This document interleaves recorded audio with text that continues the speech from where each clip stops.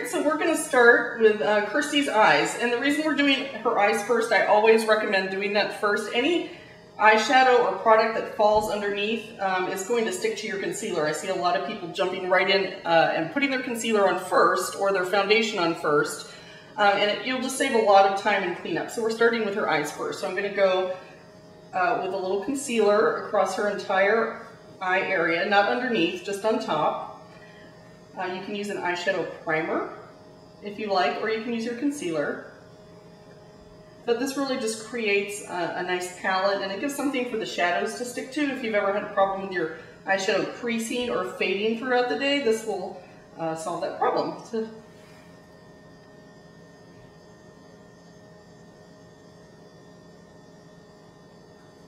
make sure you go all the way up to the brow bone. And if you get some to the side, that's okay. We're going to go back and clean up later. All right, so now we're going to start with her base color. And because we're doing sort of a classic look, almost a retro kind of vintage inspired look, I'm going to start with something light and neutral. Kirsty's very fair, but just choose a shade that works with your skin tone. You want to keep it flesh toned.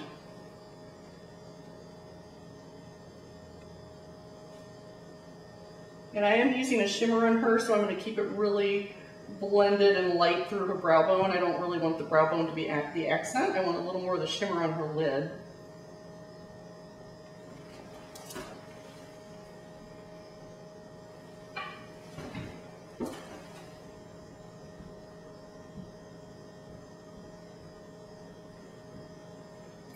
And we're just using a soft, fluffy brush. You want to make sure you use a natural hair brush. They've got pigment a little bit differently than synthetic brushes, so make sure you have some fluffy brushes in your kit. Make sure you're even on both sides. All right, look straight ahead for me, Kirsty. Perfect. All right, so now we're going to choose sort of an angled brush.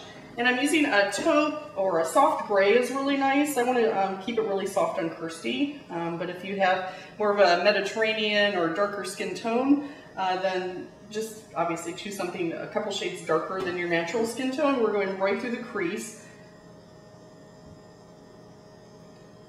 And you can bring it up onto this orbital bone. You see where the bone is right here. You want to place your brush right between the crease and that bone.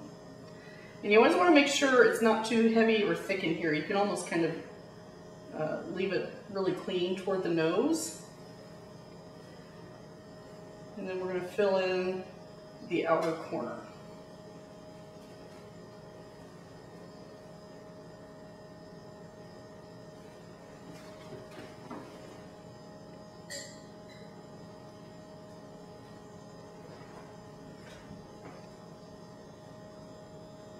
Have you turn your head a little bit.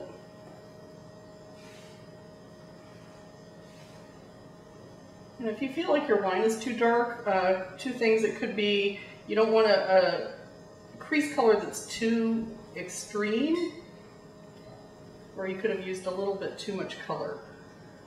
The good news is you can always go back and blend it out, which is what we're going to do if you feel like you've gotten it a little too dark.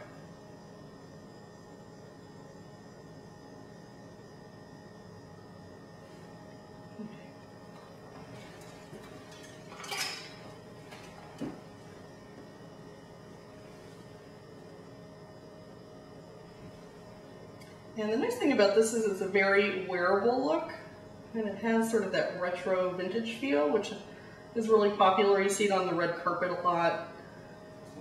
But what I like about it, it's timeless. You know, you can't go wrong. Everyone can do it. It's not complicated. All right, so now we're going to do liner. This is where things might get a little tricky for folks. I'm using a gel liner, which I really love.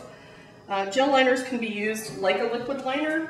They can also be smudged. So if you're not great at applying liner, you can always go back and smudge it with a shadow. But we're going to give Kirsty a really defined line today. Can you close for me? And I'm going to start at the outer corner. And we're going to keep it kind of thin. especially thin toward the inner corner, the closer you get to your nose.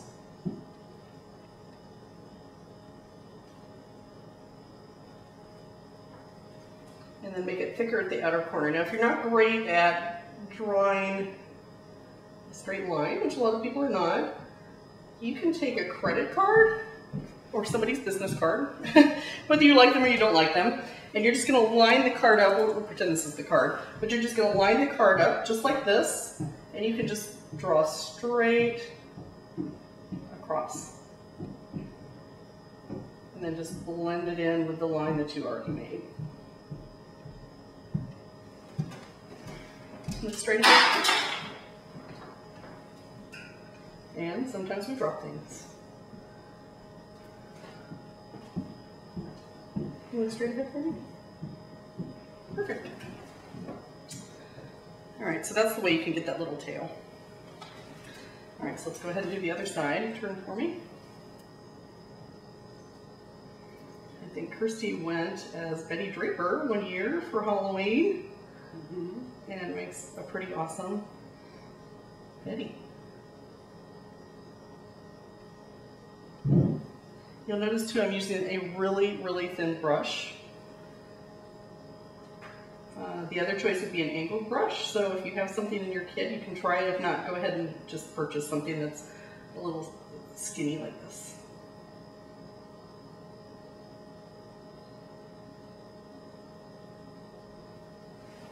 Look straight ahead for me. Look straight at me. Come close. All right, so I just want to go back. Always make sure you look at yourself straight ahead in the mirror and make sure both sides are even. Look straight ahead. Okay. Gorgeous.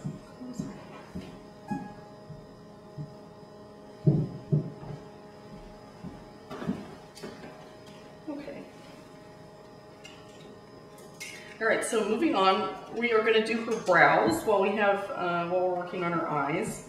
Brows actually really, they're so important. They really frame the face. I mean, you can see here Kirsty's brows are, they're fair, but they're also kind of sparse. So I'm using a brow powder and an angled brush. And we're just going to go back in and take a look where she has sparse areas. I prefer a brow powder to a pencil. I think a pencil really can look drawn on. I mean, obviously, if that's what you're going for, then go for it, but I think this looks a little more natural, especially for an everyday look.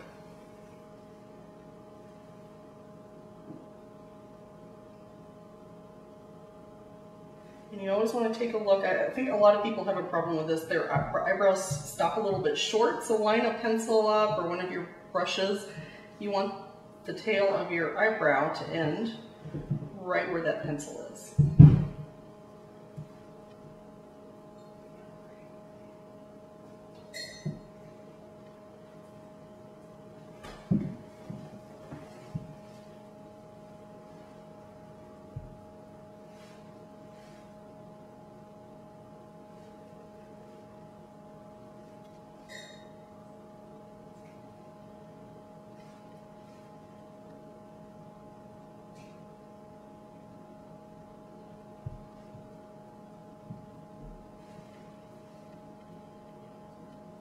There you see that makes a huge difference. All right, so we're just going to clean up underneath her eye. You can see all the shimmer and all the kind of boo-boos I made under here. This is a good example of why you want to do your concealer last. And we'll just keep moving. All right, so now we're going to go ahead and clean up under Kirsty's eyes. I'm using just a standard makeup wipe. Look up for me. And this is something you should do every time you do your eyes. We already talked about that a little bit. But anything that falls under there gets kind of mixed in with any other makeup. Look up for me.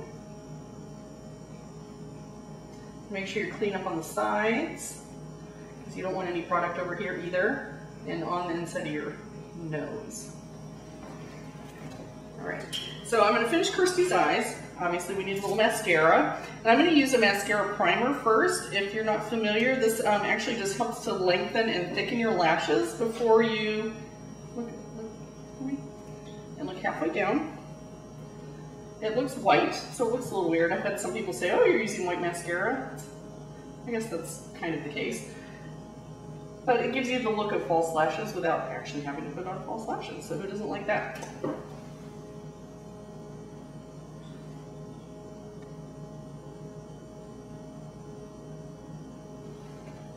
And you can just go right over the top with the mascara, which is on the other end. And for, you know, I like black mascara for everyone. I think if you're gonna do it, go big or go home, right? I don't believe in brown mascara.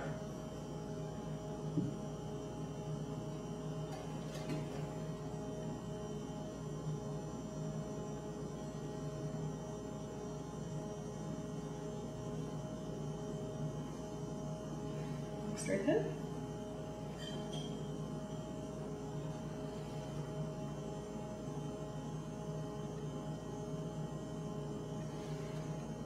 Okay, there we go. All right, so moving on. Now we're ready to do Kirsty's skin. So I'm going to start with concealer, and then we'll move on to tinted moisturizer, which I'm going to use on her. But the first thing everybody should be doing, and I mean everybody. If you're out there and you're watching, you're everybody, and that is primer. So I'm going to put some primer on first. You want to put it anywhere you have any dry patchy areas, any large pores, dry skin, fine lines, or not so fine lines. Just put it wherever you have some problem areas, and you can be generous. You can see it doesn't have any color, but it does a lot of things. It helps keep the makeup on longer, so if you've ever had a problem with your makeup fading throughout the day, you get to work and all of a sudden your makeup's gone by noon, that's probably why you need a primer. And it just helps the makeup skim over the top of the skin so that it stays fresh looking all day, and you're actually going to use less product and get a better finish, so there are so many benefits to it.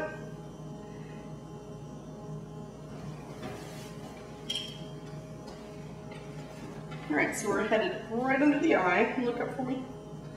You notice I'm going to start right here on the inner corner. This is where really most women forget to conceal, which is right in the bridge of the nose, and you can see I'm kind of pulling it up into the brow bone. You want this area to be nice and bright. Look up for me. And then I'm actually going right along the outer corner too. This is also another place where people forget to conceal. But you can see how that just cleans everything up. This is basically, you're basically giving yourself an eye lift. And this is a lot cheaper than calling a plastic surgeon. Look up for me. And especially with liner this extreme, it really, you can see how you get that nice crisp edge. And then we're just going to go back in and kind of blend right in here.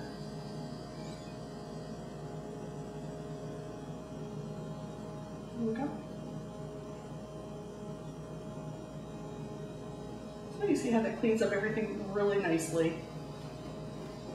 And look up. We'll do the same thing on the other side. Again, right at the bridge of the nose and pull up into the brow bone.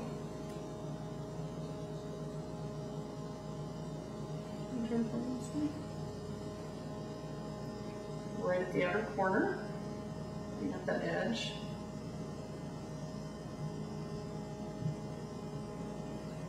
And this is a technique you're going to do whether you're doing an extreme line or not. Even if you're just doing your regular day look, you want to clean up in exactly the same places.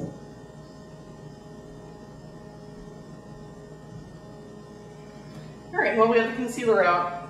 I'm also going to conceal right around Kirsty's nose. She has some redness, as do most people, and right along her chin.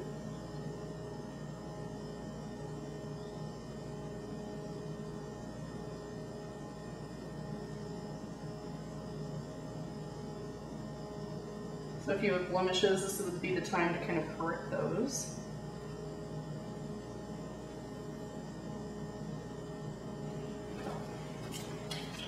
right, and then we're going to finish it off with tinted moisturizer, which is one of my very favorite products. I think it really works on most people. You can see if you need a little extra coverage or you're someone who likes a little more coverage, build coverage in the areas where you need it with the concealer, like we did on Kirsty. And then everything else will still look natural and sheer. You'll still look like you have beautiful dewy skin without looking heavy or masky. Nobody likes that look. Well, people might like that look, but I don't like that look.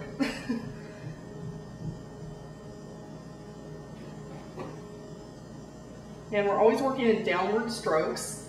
And the reason for that is if you have small facial hairs and you're working in upward strokes, you're actually adding makeup to those little fine hairs and you're going to be able to see them a little bit more, so that's the reason for that.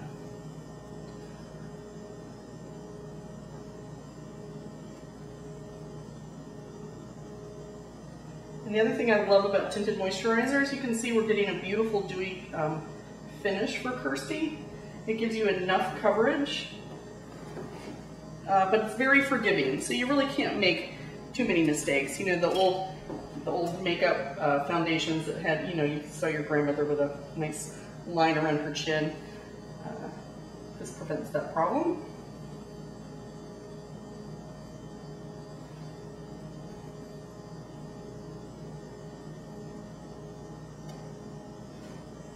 And lastly, we're going to give her a little coverage on her nose.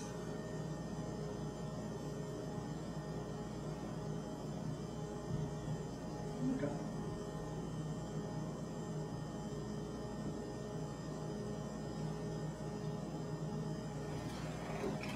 All right, and then I'm just going to go back in and give Kirsty a little more coverage where she needs it.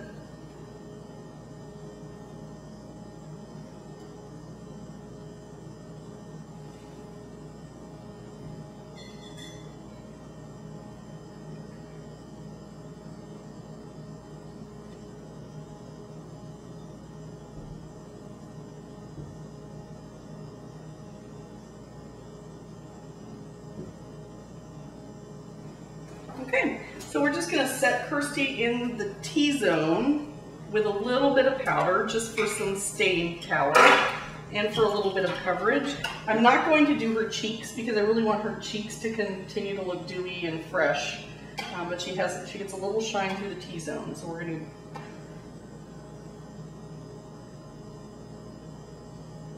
make sure she's nice and matte through the T-zone. And we're just going to leave everything else alone.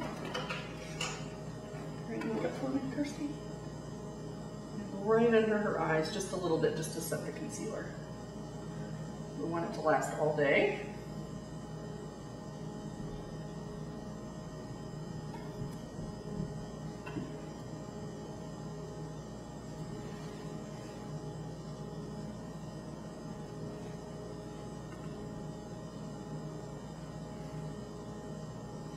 Okay, and we're done with Kirsty's skin. Okay, so Kirsty's skin looks beautiful. It's all evened out. Not that she really needed my help, but it looks beautiful. So we're gonna move on to cheeks. And the first thing I'm gonna do is actually bronze her neck. I know it's something that a lot of people don't do, but it's so important. If you're gonna use bronzer, this is the first place it should go. It doesn't belong here. I call them the Nike stripes. We're gonna accent and do a little contouring on her cheeks because she has beautiful bone structure, but most of the color should go on your neck. And the reason is your chin hides your neck from the sun. So everybody's neck is lighter. I'm sure everyone has had photos where they thought, oh my gosh, why is my face a different color than the rest of my neck and my chest? So chin up for me. And this is also very slimming. So if you want to do a little contouring here. Now I'm not using a bronzer, what I'm using is a powder which is 2 shades darker than your natural color. So for Kirsty it's a soft brown powder, but you're going to choose something that's a couple shades darker than your natural skin tone. Generally 2 shades darker. But you can see already how that's warmed her up. And then using the same darker powder, I'm going to create a little contour for Kirsty, so smile for me. We're just going to find the hollows of her cheek. And here's the little tip. If you have a brush, like a blush brush, just kind of squeeze it so you get this nice angle. Find the hollows of your cheek and softly. I see people doing a lot of over contouring lately for some reason. So this is a nice way to lightly contour. It's very wearable for the day, so it's an everyday contour. If you want something a little heavier for TV, obviously that's a different video. But for today, this is just Kirsty looking beautiful for, you know, a Wednesday.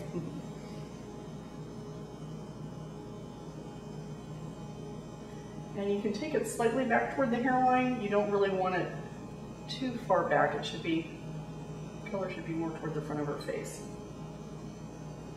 All right, and it's also important to go back and blend. You don't want any hard edges. You don't want anyone to say, wow, your contouring looks beautiful today. So just go back and kind of soften everything. You can never over blend, keep that in mind. And now we're just gonna add a pop of color to the apples of her cheeks. So this color should be really where you blush naturally. So if you have a lot of natural color in your skin, you know where that is. If you don't, go ahead and smile for me, Kirsty. It's usually right here. This is where you would blush. You don't really blush back here toward the hairline. So you don't want, you know, blush or pink or melon or any kind of color back here. The color should all be right in the front. And smile. So you can see how she's smiling. And that really just accents the contouring that we just did.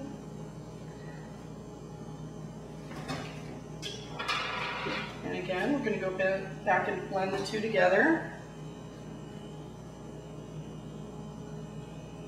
And those are her cheeks. All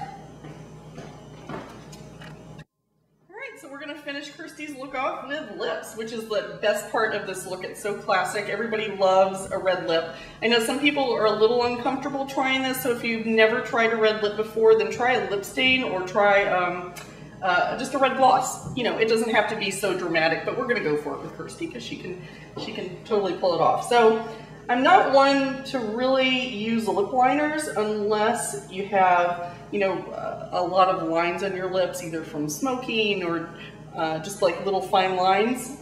And Kirsty has like a beautiful lip line already. I'm going to use a lip stain instead. The lip stain will help keep the lipstick from bleeding, which is really why people use lip liners. And this actually works a little bit better instead, and I'll show you a trick right at the end that will give you that beautiful lip line without having to use a lip liner. The other thing I hate about lip liners is, you know, if you don't fill in your whole lip with the lip, you end with the liner. The lipstick wears off and your liner is still there, and it looks kind of silly. It's a very dated look anyway. So you can see we're just using her lip stain first, and then we're going back over the top of the red lipstick. This way, as your lipstick wears off, you at least have a little color underneath, and it's long wearing color. All right, so we're using a red lipstick. So when you're choosing reds, I think it's important to find a red that works for you. Blue reds work universally on everyone. Orange reds are a little harder to wear. They actually can tend to make your teeth look yellow, so keep that in mind when you're choosing colors. And obviously Kirsty has more of a cool skin tone, so we're choosing a red that has more blue in it or a cooler tone. And here she could even use a fuchsia, which would be really beautiful. You know, it doesn't have to be so literal.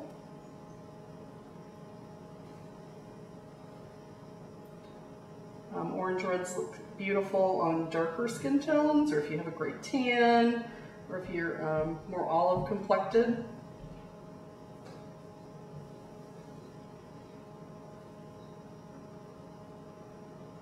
All right, so we've got the lipstick on. That should stay for quite a while. But let me show you one little trick before we go. I'm actually going to use the concealer brush and some concealer on the brush to go right around. I'll be exaggerated about it so you can see, but we're just going to go right around Kirsty's natural lip line.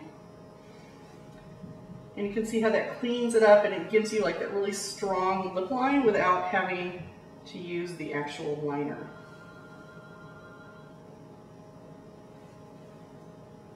And notice you can use the tip or the side of the brush, and I'm holding it on its side and not coming at it like this, because you won't really get the same effect.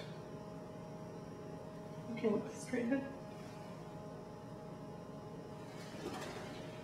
All right, we're going to do a little touch up, and Kirsty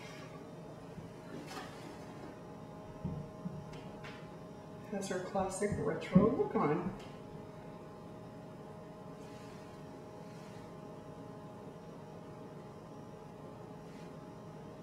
Gorgeous.